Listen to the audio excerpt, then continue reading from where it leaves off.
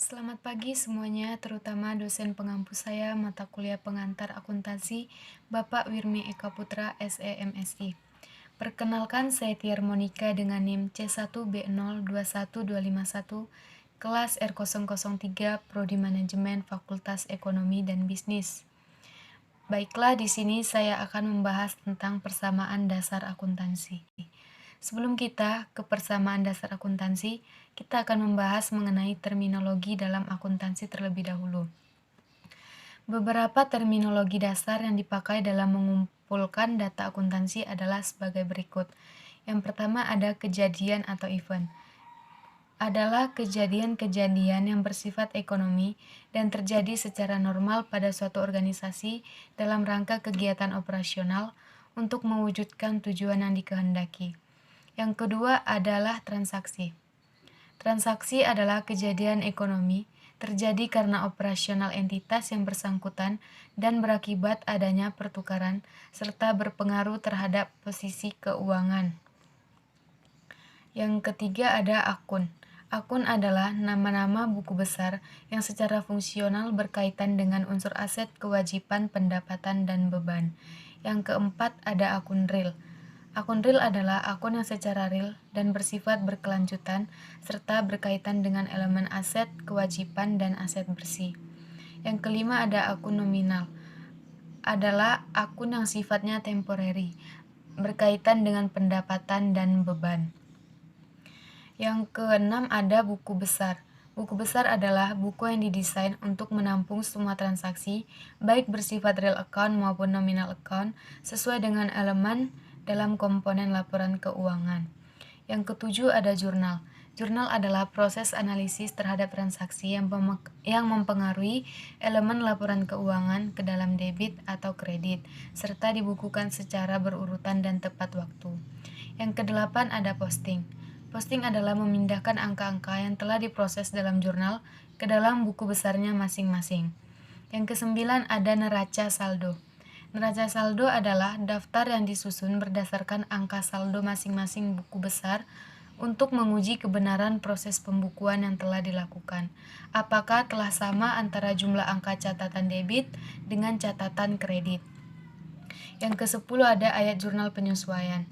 Adalah proses aktualisasi untuk menyesuaikan seluruh pendapatan dan biaya terhadap manfaat periode akuntansi yang sangat penting untuk dilakukan agar laporan keuangan tidak bias dan tidak fata morgana. Yang ke-11 ada laporan keuangan. Adalah laporan keuangan yang terdiri dari beberapa komponen yaitu neraca, laporan laba, rugi, laporan perubahan ekuitas pemilik, laporan arus kas, dan catatan atas laporan keuangan. Yang terakhir ada jurnal penutup. Jurnal penutup adalah jurnal yang dilakukan untuk menutup semua akun yang berkaitan dengan pendapatan dan beban. Selanjutnya adalah persamaan dasar akuntansi. Persamaan dasar akuntansi adalah sistematika pencatatan yang menggambarkan suatu hubungan yang ada pada perusahaan meliputi harta, kewajiban, dan modal. Persamaan dasar akuntansi digunakan sebagai dasar pencatatan sistem akuntansi. Artinya, setiap yang terjadi harus dicatat dalam dua aspek transaksi yang merubah aktiva diimbangi perusahaan pada kewajiban. Aset adalah sumber daya ekonomi yang dimiliki oleh perusahaan. Aset ini selanjutnya akan digunakan oleh perusahaan demi lancarnya kegiatan operasional sehari-hari. Kewajiban adalah kewajiban perusahaan pada kreditur seperti supplier dan bankir, dan pihak lainnya seperti karyawan dan pemerintah. Modal adalah hak pemilik dana atau pemegang saham atas aset perusahaan. Hubungan antara harta, kewajiban, dan modal dapat dirumuskan dalam persamaan berikut. Aset sama dengan kewajiban plus modal. Dari persamaan tersebut dapat disimpulkan bahwa jumlah komponen aset sama dengan jumlah kewajiban dan modal. Transaksi-transaksi perusahaan akan berpengaruh terhadap jumlah komponen-komponen tersebut, tetapi jumlah aset akan selalu sama dengan kewajiban dan modal. Materi yang ketiga adalah akun. Akun adalah suatu alat untuk mencatat transaksi-transaksi keuangan yang bersangkutan dengan aktiva atau aset, kewajiban, modal, pendapatan, dan beban. Akun sering juga disebut sebagai rekening atau perkiraan. Tujuan pemakaian akun adalah untuk mencatat data yang akan menjadi dasar penyusunan laporan-laporan keuangan. Akun dibagi atas dua golongan, yaitu akun neraca atau akun real dan akun laba rugi atau akun nominal.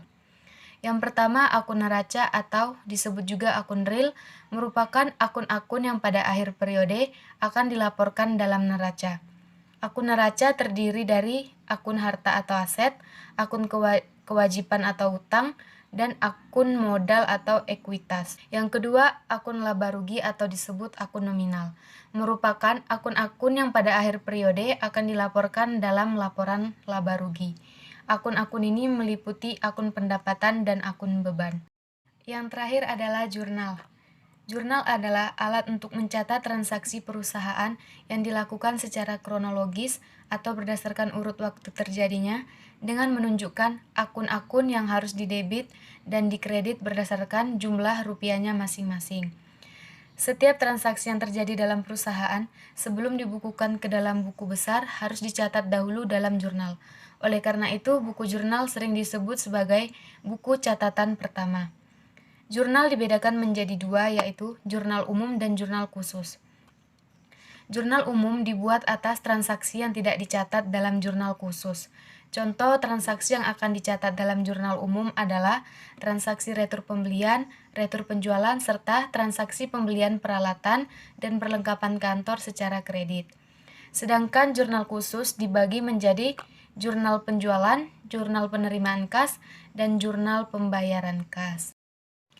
Baiklah, itulah yang dapat saya sampaikan mengenai materi persamaan dasar akuntansi. Apabila ada kesalahan dalam penyampaian, saya mohon maaf. Saya akhiri, sekian dan terima kasih.